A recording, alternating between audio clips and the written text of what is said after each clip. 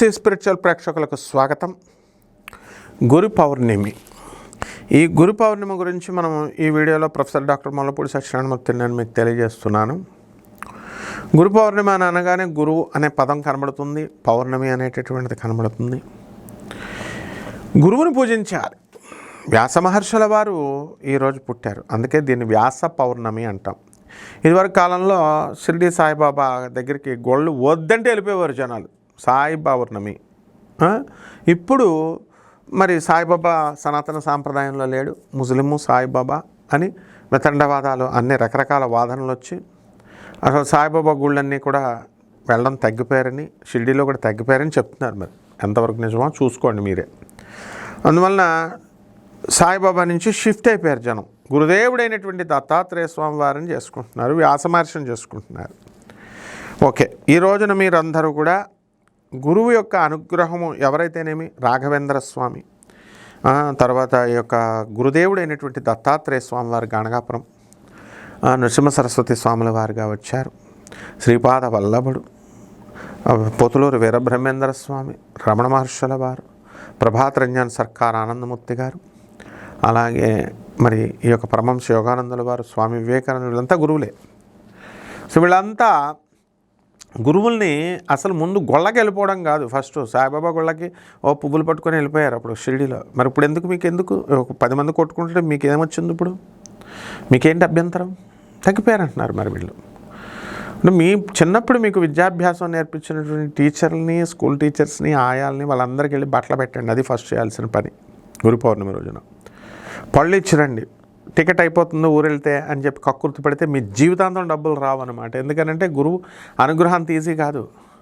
Ticket అయిపోతుందని తండ్రి చచ్చిపోతే తల్లిని పలకరించడానికి ఒక ప్రబుద్ధుడు అమెరికా నుంచి రాలేదు, 6 నెలలు రాలేదు. ఏమన్నంటే టికెట్లు ఎక్కువ ఉన్నాయని. అటువంటి అలాగే గురువుకి హైదరాబాద్ నుంచి వెళ్ళి మేము ఏదో కూడా పల్లెటూరులో చదివామండి, అక్కడికి వెళ్తానికి మాకు టికెట్ ఛార్జీలు వేస్ట్ అనుకుంటే అదే లవర్ పిలిస్తే ఊపుకుంటూ వెళ్ళిపోతారు. ఇట్లాంటివన్నీ వద్దు. గురువుకి ఈ రోజున చేయాలి. దేవాలయాలు కాదు, మీ ఉపాధ్యాయుల దగ్గరికి వెళ్ళండి, వాళ్ళకి బట్టలు పెట్టండి, పళ్ళు ఇవ్వండి.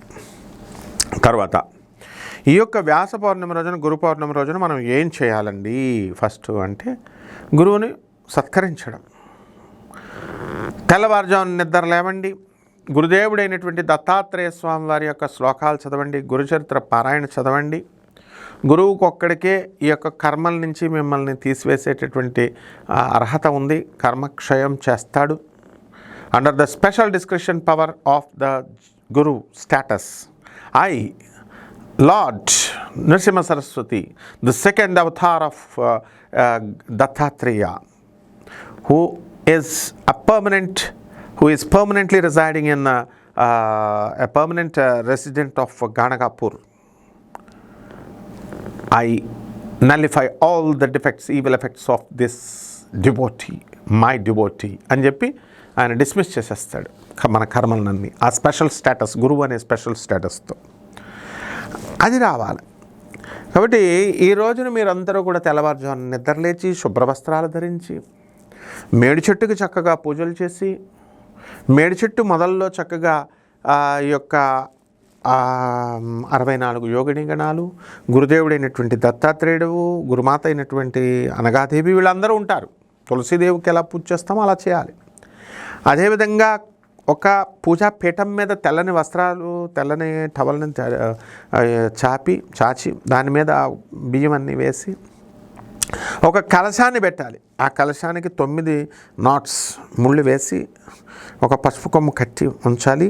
ఈ యొక్క మామిడి ఆకులన్నీ కూడా దానికి పెట్టి చక్కగా పాయసానాన్ని లేక దద్దోజనాన్ని, పులిహారాన్ని నైవేద్యంగా తయారు చేసి, ఈ గణగాపురం దత్తాత్రేయ స్వామివారి యొక్క పాదుకలు ఉంటాయి. పాదుకలు అంటే స్వామివారి యొక్క చెప్పులు అనమాట. వాటికి అభిషేకం చేసుకొని ఇంట్లో కలశంలో చేసుకుంటే చాలు, మీరు ఆ కలశాన్ని చేస్తే చాలు. సో ఈ విధంగా అష్టోత్తర శతనామ పూజ చేయండి. ₹1 బిళ్ళ వేసి చేయండి, పాదుకలు లేకపోతే. అలా చేసి గురుదేవుడైనటువంటి దత్తాత్రేయ స్వామి వారి యొక్క అష్టోత్తరాలు చదవండి. లేదు మాకేమండి అష్టోత్తరాలు రావండి అంటే ఓం ద్రాం దత్తాత్రేయాయ నమః అని చదవండి. ఏమండి మాకు మంత్రాలు రావండి అంటే దిగంబర దిగంబర శ్రీపాద వల్లభ దిగంబర దిగంబర దిగంబర శ్రీపాదవల్లభ దిగంబర దిగంబర దిగంబర నృసింహ సరస్వతి దిగంబర దిగంబర దిగంబర బ్రహ్మ విష్ణు మహేశ్వర అంటూ అభిషేకం చేసుకుని ఆ మేడి చెట్టు చుట్టూ ప్రదక్షిణాలు చేసుకుని స్వామివారికి అందరికీ కూడా అరటిపళ్ళు ఆ సీజన్లో దొరికేటటువంటి పుష్పాలతో పూజ చేసి పళ్ళతో నైవేద్యం చేసి ఈ పులిహార దద్దోజనం ఏదో ఒకటి నైవేద్యం పెట్టి పచ్చకర్పూరంతో హారతి ఇచ్చి తాంబూలం ఇచ్చి పంచోపచార సేవలు చేయండి. బ్రహ్మాండంగా మీకు గురువు యొక్క అనుగ్రహం లభిస్తుంది. ఆ రోజు విశేషంగా గాణగాపురం వెళ్ళక్కర్లేదు, కుదిరిన వాళ్ళు వెళ్ళండి, దర్శనం చేసుకోండి. అలాగే ఈ యొక్క పేదవారికి, అనాథలకి, వికలాంగులకి, సాధువులకి దాన ధర్మాలు చేసుకోవడం మర్చిపోద్దు. గురు మండలం నుంచి మీకు అనుగ్రహం లభిస్తుంది. మీకు అవ్వని పనులన్నీ కూడా సులువుగా అయిపోతాయి. శుభమస్తు.